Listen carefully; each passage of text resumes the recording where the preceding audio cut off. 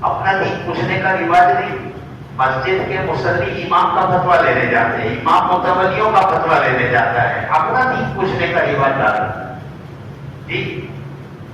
کہتے وہ سہارنپور کے اطراف میں ایک نوجوان عالم دین نیا نیا فارغ ہوا, امامت کو رکھا تو مطلب نوجوان تھا اور عمر کا تقاضا ہر ایک پر ہوتا ہے. کہتے ہیں سبھی جو لوگ نبی جو بچہ بچہ ہے چاہے نبی کیوں نہ ہو, جوان جوان ہے, بڈھا بڈھا ہے.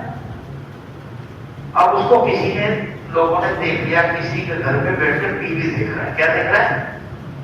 ٹی وی دیکھ رہا ہے. اب وہ پتا ہے ٹی وی میں مل کر دیکھ رہا تھا, کہ خبریں دیکھ رہا تھا, کہ ڈرامے دیکھ رہا تھا, کہ فلمیں دیکھ رہا تھا, اللہ جانے وہ زیادہ اس کا عمل. اب یہ سب کچھ گھنٹے 2 4 5 سال جمع ہوئے. حضرت مفتی محمود رسول رحمۃ اللہ علیہ کے پاس تھے کہ مفتی صاحب فتویٰ لینے آئے ہیں. یہ کیا فتویٰ لینے آئے ہیں؟ کیا اگر امام فلم دیکھتا ہو تو اس کے پیچھے ہماری نماز ہو جائے گی کیا؟ تو مفتی صاحب کی تربیت میں وقاحت زبردست فقیہ بھی تھے اور ظریف بھی بہت تھے. انہوں نے پوچھا تم لوگ فلمیں دیکھتے ہو کیا؟ مطلب دنیا دار ہے, کبھی کبھی دیکھتے ہیں.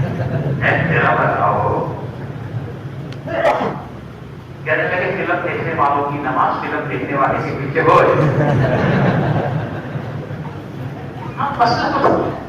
سمجھ بات, اپنا بھی پوچھو. یہ خیر زندہ کرنا امت میں یہ تبلیغ کا خلاصہ.